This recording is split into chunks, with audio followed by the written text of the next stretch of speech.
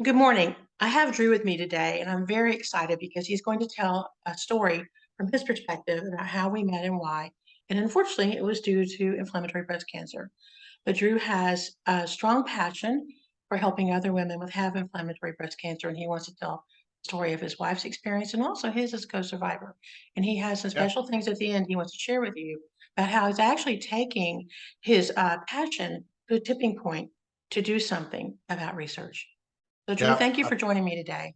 Thank you, Terry. I appreciate the opportunity, and I love everything you're doing as an organization. So keep doing it.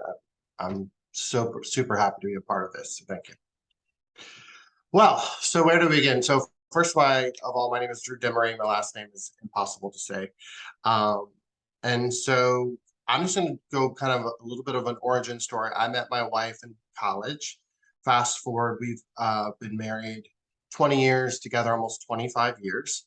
We have a 17-year-old daughter named Emma. She's our only child. We call her the miracle baby because my wife was having a challenging time getting pregnant. Then we found out we were pregnant, so we're excited about that.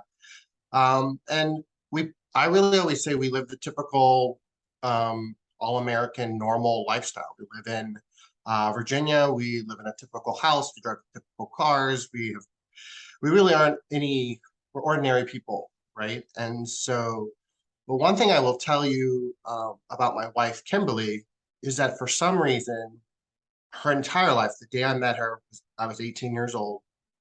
She always had this like alarm clock in her head. She always wanted to do things fast. She always wanted to go places. She always wanted to have, she wanted to have a child by the age of 25. She had set all these goals for herself. And I always, very early when we were kind of growing up together, I was like, why is she in such a hurry? Like, I'm a little bit more laid back and like, let's go with the flow.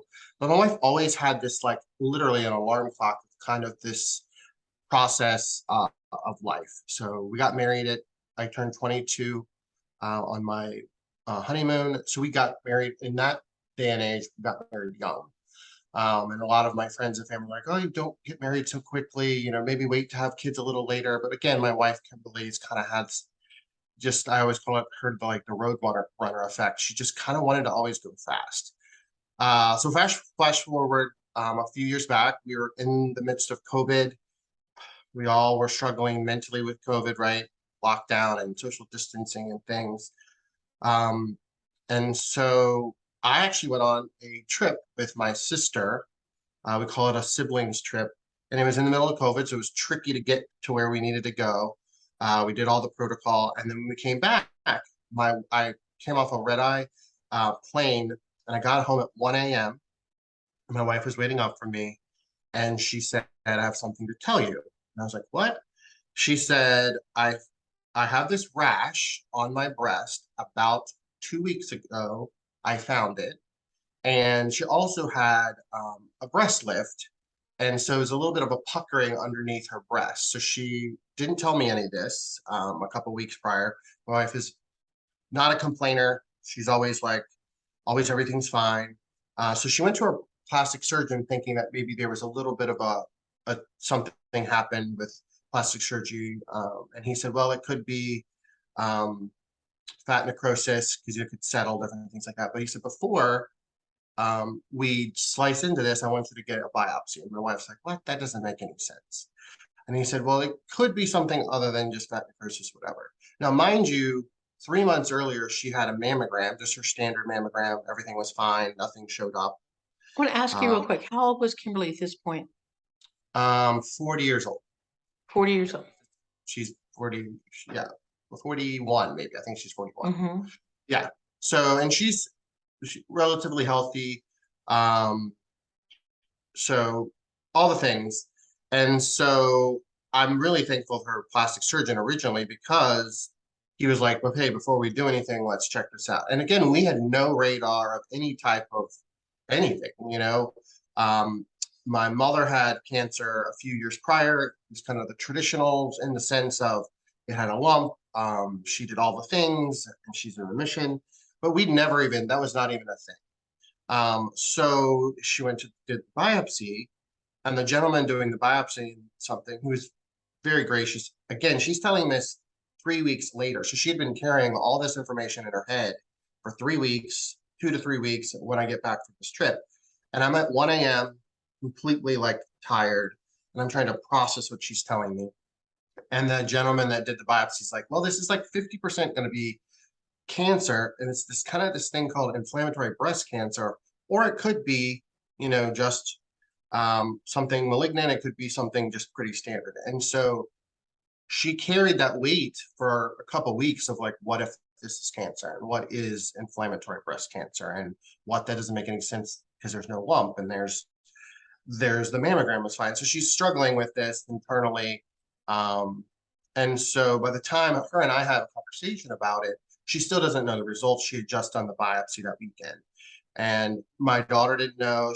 I guess she was laying in bed almost all weekend, just like depressed. And my wife is a very high energy person. So really when I went to bed that night, I was like, there's no way it's cancer. She's healthy. She's 40 years old. She does her regular checkups. She does all the things that I think any, again, traditional normal human would do to be proactive in that case. So flash forward a couple days. Actually, ironically, it's this Thursday, the 29th, is the day that we get the phone call. And it was a day that I'll never forget. Probably more so than even, the journey to get us to this point. But like, I remember she got the phone call from her doctor and he's like, it is definitely inflammatory breast cancer. Mhm. It is stage 4. It looks like it's gone into your lymph nodes, but we need to do further testing. And then later, so again, you go into that, if anybody's a cancer survivor or going through any form of different types of cancer, like you have this, we all just spiral. Like my wife has a very large family. We call them Dudley Nation. Her maiden name is Dudley. We joke it's like the Kardashians. They're like this huge swarm of people. So on that, the 29th of September, I had 20 people in my house within like 10 minutes. And it was the grieving of what we didn't know what the future was, that journey, but we knew something was going to be major in our world. And I hate to Before say, you but go we were, on, I'm gonna give you a chance to catch your breath, or if you want to take a yeah, sip of yeah, water, yeah, yeah, because I know this is. I figure, there's one of us is gonna cry in this, so we're gonna yeah, have to pace ourselves because this is a hard story to tell. And I'm really grateful that you're here. We don't hear enough from the husbands and the partners. We don't hear enough from call y'all co-survivors. But like one thing you said, she's 40 years old. She practiced. She was a healthy person. She recently had a mammogram. And that really confuses people because, I'm 64. I'm a little bit older. I remember the beginning of mammogram conversations, but she definitely grew up, and you did too, under a yeah, get your mammogram, get checked out, practice good breast health. And obviously those things are very important because we can catch cancer in early stages. But there's right, nothing about a mammogram that prevents you from getting cancer. It's a test to see if you have cancer. But what's interesting about inflammatory, it's not a particularly helpful test. Just so people know, about 10% of women who have inflammatory do present with a lump. But even if they do, the mammogram might not find it because it's webbing diffused like cotton candy. Because a lot of people say, how did they miss that? It's pretend cotton candy. It's like sheets. It just floats through. So she right, probably had a perfectly clean mammogram. Nobody missed anything. right, And at that presentation, she was already at least at stage 3, unfortunately, for the yeah, cancer. But you said she was diagnosed, they call it de novo, stage 4 from the yeah. get-go. And Where it was, was, did they tell you where her metastasis was in the beginning? so it was a whirlwind for the first 2 weeks. They weren't, the answer is yes, but it metastasized eventually. It metastasized to her lymph nodes. It was in her spinal fluid. It was in her lungs. She had 68 tumors in her brain. It was in her Goodness. hip. It was in, I don't even know it. There's at this point, So it's a every bit massive of it. spread. It was And massive. what a shock. You said you're trying to process at 1 o'clock in the morning. I'm sure it was quite a process that, that night with 20 people in your house who love you, and you're going, what the hell just happened?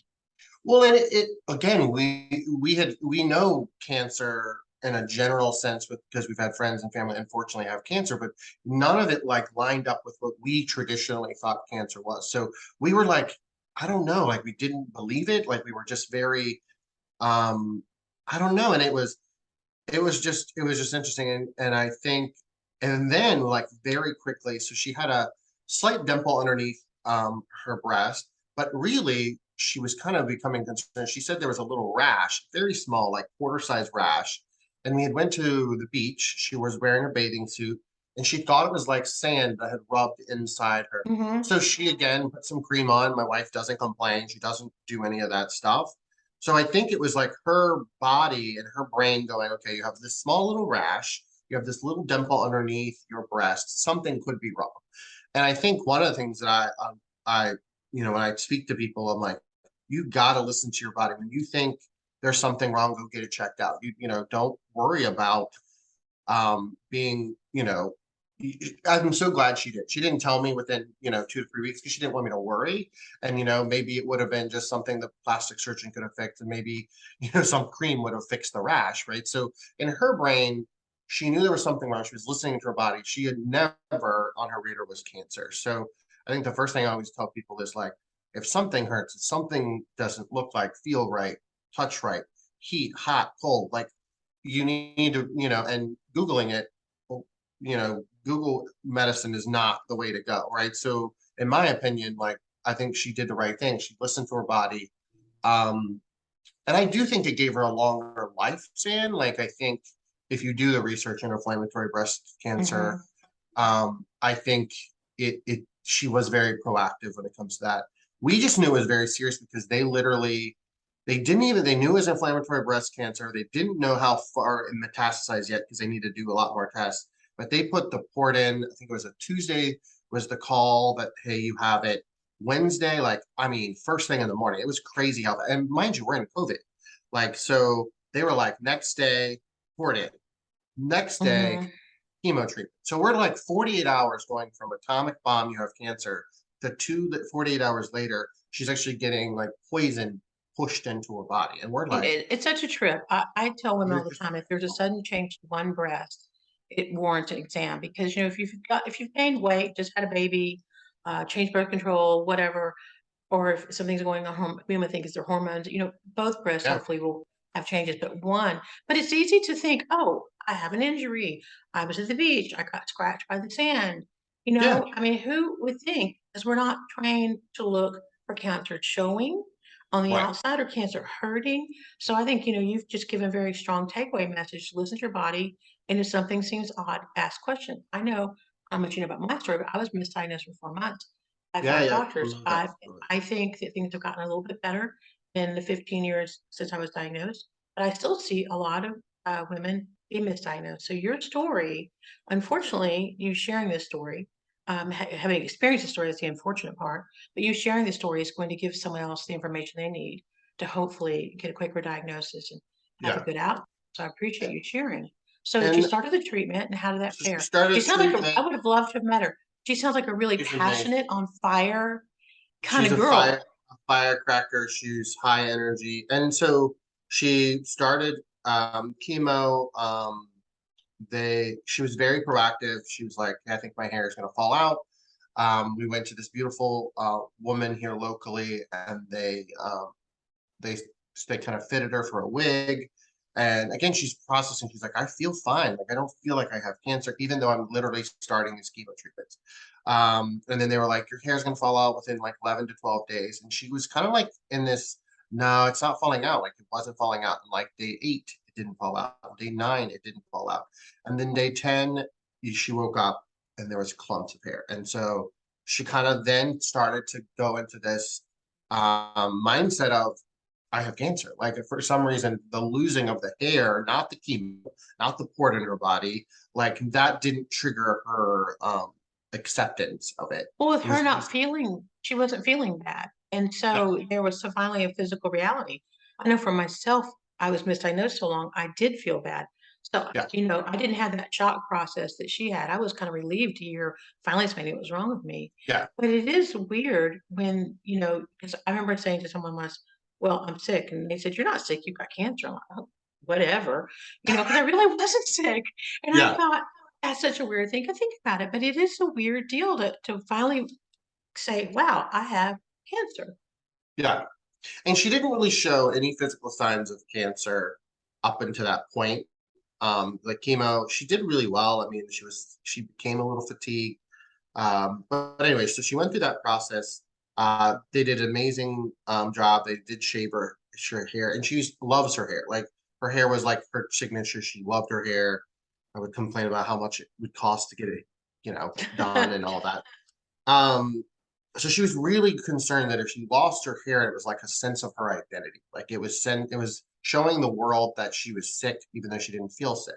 And so we spent a decent amount of money on hair that looked like her old hair.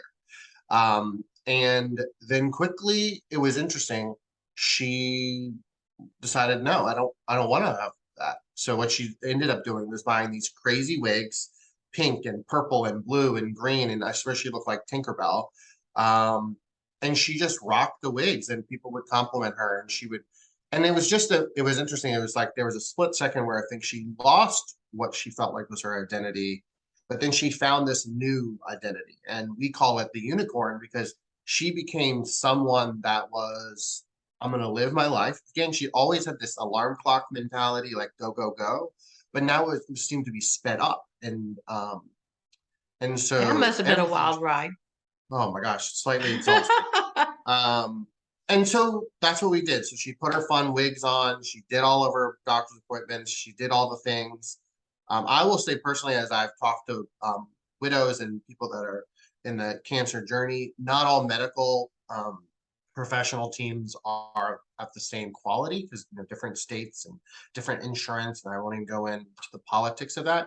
But like here in our area, Richmond, Virginia, she had the best medical team that physically I've personally seen. I share the story. So I don't have stories of misdiagnosis or stories of lack of care. I think we had the opposite experience. We had like the best team. They all because she was in so many parts of her body. She had so many doctors that were doing treatments to kind of, but they were in like this weird alignment. It wasn't weird. It was strategic alignment with each other. They knew what treatments each person was giving to her and medicine. So I would just say that's the first thing is that the care. The second thing is that advocating for your care. If you don't feel like you're getting the right proper care, be a voice for that. But we're blessed that the care up to the final moment, we had an amazing medical staff. And again, mind you, were in COVID. So when we go in the first time, they were like, you can only bring two people, which would be her and probably me. And my wife was like, no, you don't understand. Like, we have what we call Dudley Nation. There's like 20 of us. And the gentleman was like, well, yeah, we're in COVID. And she's like, no, we're coming with 20 people and we're gonna figure out a way to do this. And he's like, we don't even have a conference room large enough to do social distancing for that. And she's like, well, I know that you're gonna make it happen and we'll show up tomorrow at 10 a.m. And so we walk in and he cleared out the entire like nursing medical staff lunchroom and he had spaced it out perfectly with all the protocols that were in place at the beginning of that pandemic. And all of us sat there and asked every question under the sun. And he was so grateful and he was so amazing and so articulate with. I was like, that was our beginning of that journey. And I think that helped us create this plan. And so fast forward, she goes through treatments. She's doing great. They did have mastectomy. They removed one breast. They removed her uterus and her ovaries, I think. Yeah, all that stuff to kind of try to, because it was all, and I don't ever know the terminology, the her to, the this, I don't Hmm. know that much. Being that co-survivor, sometimes that stuff slid over my head, and I was like, "What's happening?" Well, Um, you're trying to it's a tough gig because I know people ask my husband, "How much did he study everything?" And he said, "I did read what I can, but right now I'm busy trying to be your husband and be a yeah, father and keep my job and keep up with the finances of this, there's some serious financial toxicity with cancer. yeah, Um, and I so think that's you have a lot to juggle as a well, husband. and also being blessed that she has such a large family. She's an identical twin. My wife and Kelly. Kelly looks just like my wife. They're literally identical. Um, and so, and her mother, Cheryl, basically Kelly and Cheryl, her mother and her sister lived in our house for the next year. In fact, the dining room sitting in became Kelly's office. She worked from here so she could make sure Kim was doing okay. Cheryl took her to all her documents. So as the co-survivor, I really was focused on running the house, making sure our 17-year-old was running and going to school. Because again, that was a struggle. We were in the middle of COVID. Her mother's dying of cancer. It was a rough patch A lot at going that on. point. She's 15, 16 years old. And then financially, right? So I had to keep, we were a two-income household, pretty traditional in that sense. My wife did not work at that point. So I'm having to keep up paying the bills, which my wife paid all the bills. I didn't know how to pay the electric bill. Like I didn't know how to pay anything. Like I don't know the passwords to anything. I'm just literally, I don't even, I I tell was my just, children if something happens to me, my call my husband because we had that. And I you did love that? taking care of him. But I tell you one thing we did do under cancer. I said, there's some things you need to know how to do. He barely even knew when we banked. But Yeah, no, I didn't know anything. And those conversations are another point of reference. I don't care if you don't have cancer or not. Like your partner, your spouse needs to have an active role in your life. And I did not. I checked out because my wife took care of it. My wife is like literally the planner of our entire family. She plans Mm-hmm. all the trips. She does the t-shirt. She does the hotel room. I literally just get in the car and go wherever she tells me. And the bills were always paid. The house was always clean. The laundry was always done. And then when you're going through this cancer journey, none of that now was happening. And I just was like, well, who's cutting our grass? And like, how do I pay the bills? And yeah, where do we even bank at? Which seems so dumb now. But I Well, but was I just think in a we different. slide into roles. We're not, living on an emergency, plan. But the thing is, though, I think it is very interesting because I've had people come to me and say, it's awkward to talk to my wife or my husband about this because we've had these roles and it makes it sound like I'm giving up or scared.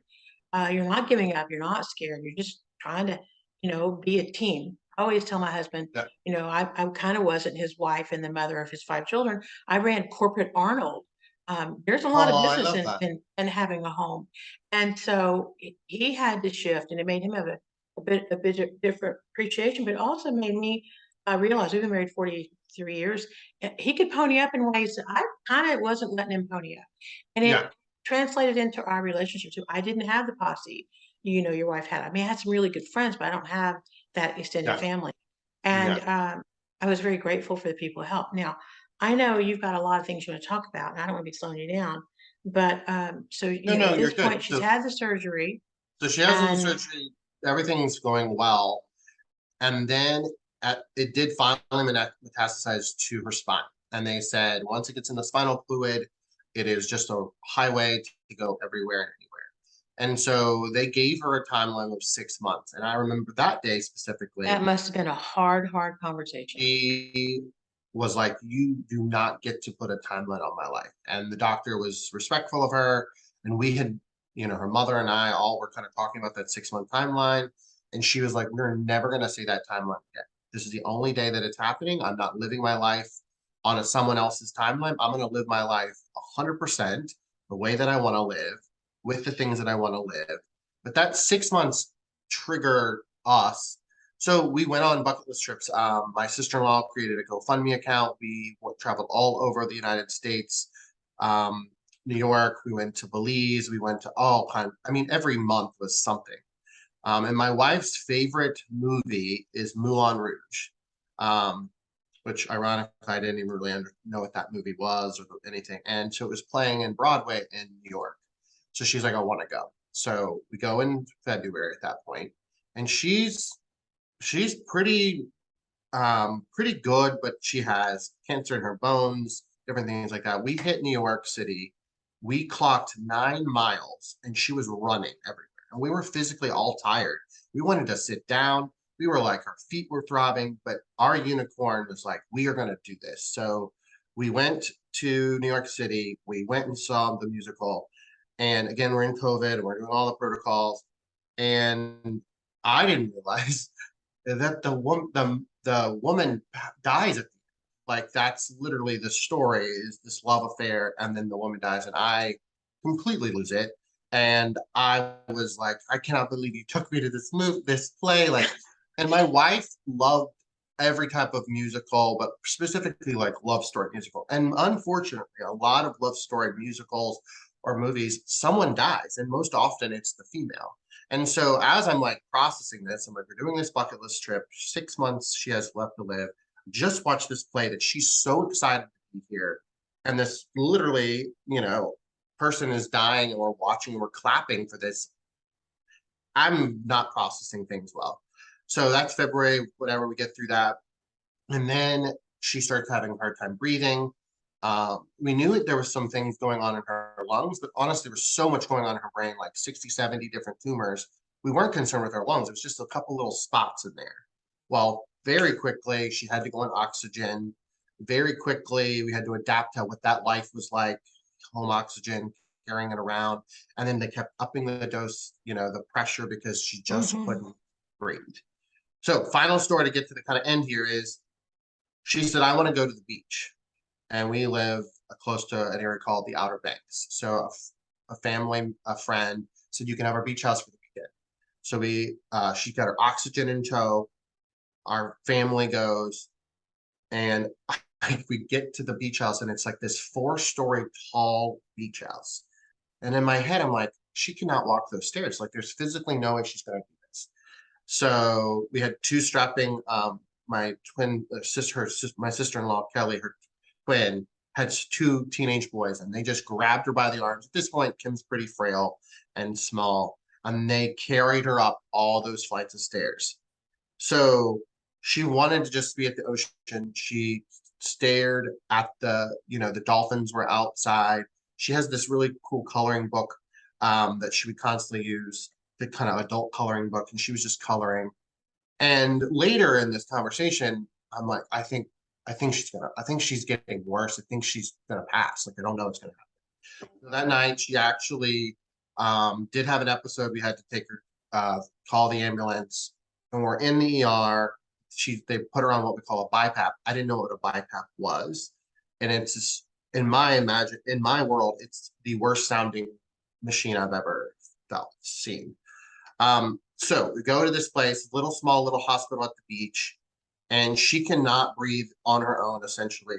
And I'm telling you, within 6 hours, she walked out of that place by herself. And what I mean by that is, she said to the doctor, and she's very jokester and funny, she's like, there's no view of the ocean, and I don't want to be here. And he's like, well, you have to be on this machine. We need to get your oxygen levels back. And so she did. I really feel like she willed herself to get out of that place. And she was like, I'm ready to leave. And the doctor's like, well, it's against our recommendation. She's like, give me the piece of paper. I'm walking out of here. And he's like, well, I'd rather you not walk out of here. Let's put you in a wheelchair. So as he's getting the paperwork, she starts ripping all of her IVs and stuff off. And I'm like, Kimberly, what are you doing? There's blood everywhere.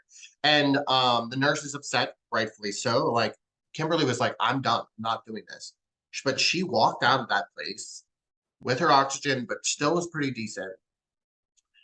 We basically, that night was decent, challenging to go to the bathroom, all that. And finally, she said to me, I want to go to my hospital. I want to go to my ER. Mind you, it was like 10 o'clock at night, 6 hours. So I literally put her in the car. I give her a sleeping pill. She has a sleeping pill to just kind of help her sleep. I hooked her up to oxygen. And I drove all night, got to the ER at 1 a.m. And she wanted to go to her doctors, and she wanted to go to her hospital. And mind you, my wife wanted to pass and home, but she didn't say I want to go home. She said, I want to go to my hospital. I want to go to my doctors. So I went there at 1:30 a.m., checked her into the ER, and then she passed that same day at 11:30 at night. And so it was the, I hate to say it, let's say, but it was the best experience for what it could be, because she was in the happiest place. She was in the happiest time. She was a unicorn right to the finish, right when she ripped out those IVs and was like, I'm not doing this. I'm living my life. And driving, she did so amazing in the car, because I was so nervous about like what could happen. And she didn't. I would give a countdown. We're 1 hour away. We're 30 minutes away. And then once she got into the ER, she did 4 or 5 hours were rough. But then again, the medical team and the hospice that transitioned her upstairs, I said my goodbyes. And the amazing part of it is she's somewhat incoherent. She's having a really hard time breathing. She really wasn't talking at all. And I went to say my goodbye. They said they were going to take the oxygen off of her and all that. and I had put she wears glasses, and I put her glasses in my shirt. All day I had the stupid glasses on my shirt, and everyone's like, "Why do you have the glasses on?" Because she has this mask and she doesn't have her eyes open. I was like, I don't know, I just didn't want to lose them, right? So I go in there. I'm the only one in there. Dudley Nation's like in the hallway, and I lean down, it's kneel on the floor, and I'm talking to her, and she opens her eyes, and I'm I'm I'm crying, and she's like, "Why are you crying?" And I said, "Honey, you're dying." And she's like, "What?" She's like, "Give me my glasses." And so I'm like, "Oh, I have them." She's got to check this out for herself, huh? Right. So I get her glasses on, and she's like, "Stop crying." She said, "We've talked about this." She's like, "I'm at peace." She said, "I love you. You're the love of my life, and I'll see you in 5 minutes." And we talked about when she transitions, we are a person of faith, and when she transitions to heaven, that I'll see her, and it'll just feel like 5 minutes. I'm sorry. No, it's Uh, okay. Take a minute. Take a minute. I have been in the room when ladies have died. Um, when I was 16 years old, I had a really amazing experience, and I'll give you a minute to compose yourself. I was volunteering at a hospital in a physical therapy department, and because that was my major, I wanted to stay in college. And an older gentleman came to me. He was having his treatment, and he said, "Can I have a minute before they come in?" And he was a very old man. And I said, "Well, what do you need?" He goes, "I don't feel so good. Will you just hold me for a minute?" And I thought, this is kind of odd. I put my arms around him. He put his head on my shoulder, and he just passed away. And oh I thought, wow. what a gift that he was not alone. And Yeah. that was my first personal experience with death. I mean, my mom died when I was a kid, so I was around some things, but to actually be in front of someone they passed. And I remember thinking, I'm so glad I'm here, and he Mhm. was not alone. So I held him for probably a good 10 minutes before I called for help. So I'm glad that you were there. I'm sorry that you were there. I'm sorry you had to be there, but I'm Right. sorry that you were able to be with her and give her that comfort. I must admit, I appreciate her humor very Yeah. much. I think she was probably a pretty cool chick, She and was I'm sure she's amazing. inspired a lot of things with you, and you're going to have some amazing stories to continue to tell. But so now you've had a second, and now I'm about to compose Yeah. myself. But tell me more. So it's October 5th will be 6 months from her passing, and her birthday is October 15th. She shares it with her twin, Kelly. And so my daughter and I have been really not looking forward to October, because she would be turning 43 and she's not. Her twin will continue to thrive without her sister. And so we were calling Kelly and said, "Hey, we want to do something kind of fun for a birthday for you because we know you're going to be sad." Well, then it manifested from a birthday party to it's October. From a national standpoint, it's a spotlight. It's Breast Cancer Awareness Month, but it's also your birthday. In this situation, it's a 6 month anniversary of her passing. So we came up with the idea of let's do some like fundraiser. And then somebody was like, "Oh, well, maybe you need to start a nonprofit." And we were like, "We don't even know what that is." 501(c)(3. And so I went to my CPA and she explained it to me, and she's like, "But this is going to take like 3 to 6 months." And actually, Terry, when you and I spoke, you're like, "I don't know if that's going to happen. You could maybe use ours." And within 40 days, our 501(c)(3 got approved, which was Good. crazy. That's And we remarkable. that Kimberly's up there made it happen. And so we got that in the mail. So we're really our mission, and we call her nonprofit Project Unicorn because she's our unicorn, and we want to partner with people that are in the cancer community or other illnesses, but primarily the cancer community that are doing research. They're doing things to really be aggressively, proactively bringing treatments or cures or studies. My daughter is very active in this nonprofit. Emma is 17, but she is very active in everything we're doing. We were making decisions on doing the fundraiser, deciding on who we were going to partner with. She did a lot of research. She wanted to go, specific organizations, which, inflammatory breast cancer is important. So that's why we're partnering with you. So we say all this is that we're doing our first annual, my daughter called it a unicorn ball. And so I my think that I wife, have to interrupt you. I think that is so exciting. Let me tell you so many why.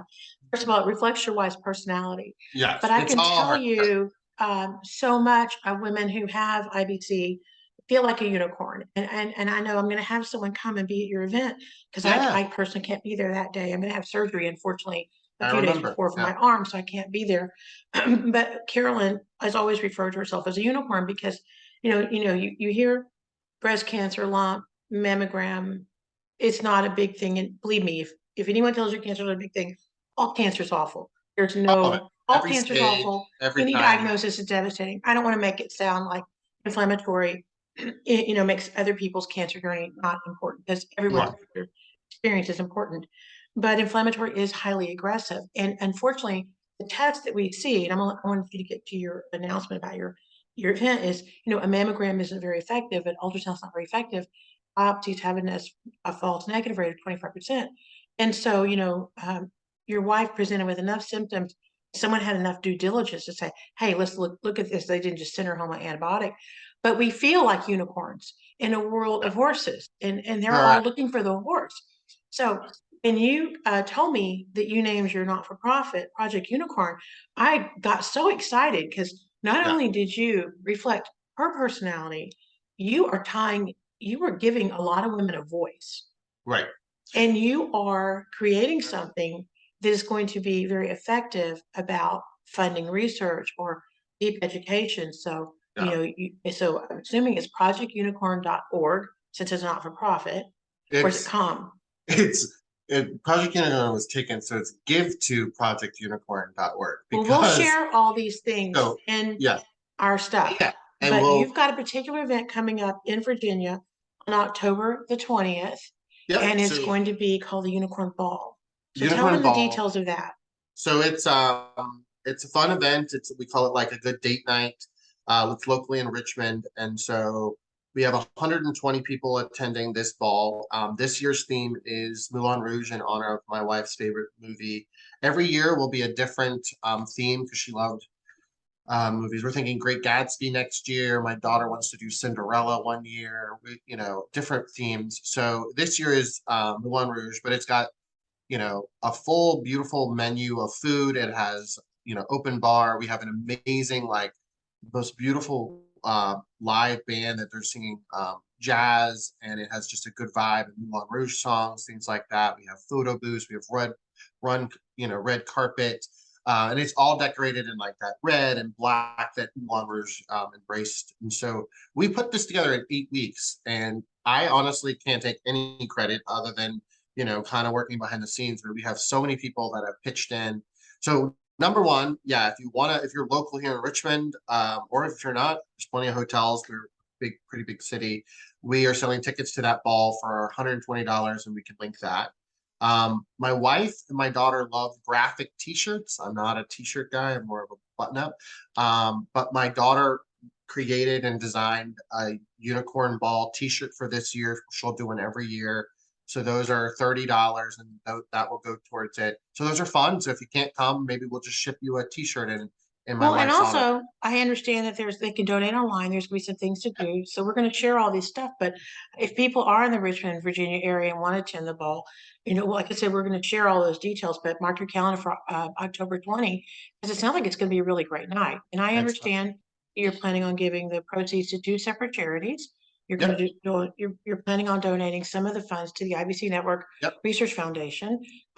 So we can, parlay that into some larger funding. We're going to put your money with other people's money and give it to some really great places. And then also you want to do something for your local breast center. So can you tell them Yeah. about the other organization?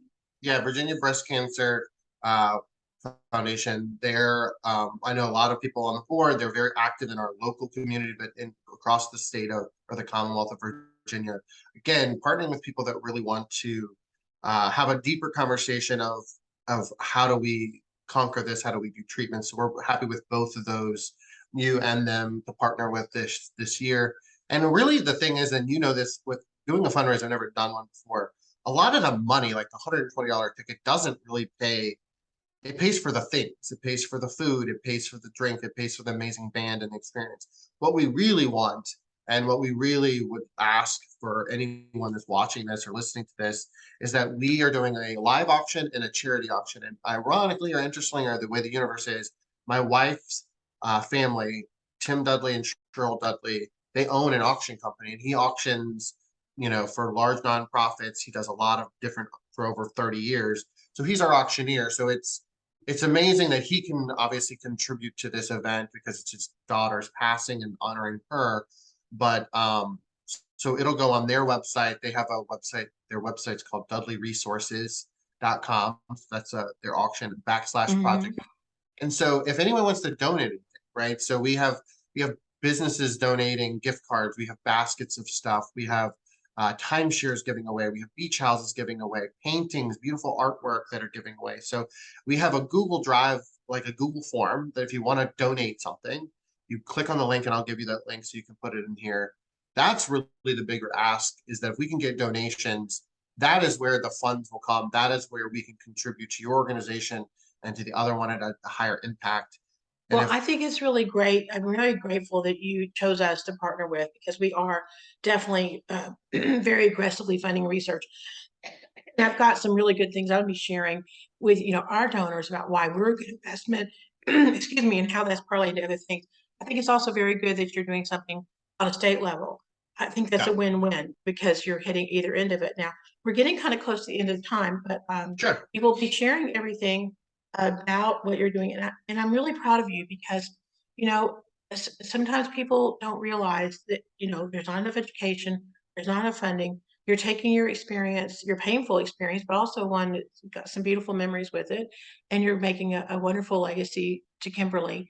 And you're doing something to save other women. That's incredible. Yeah.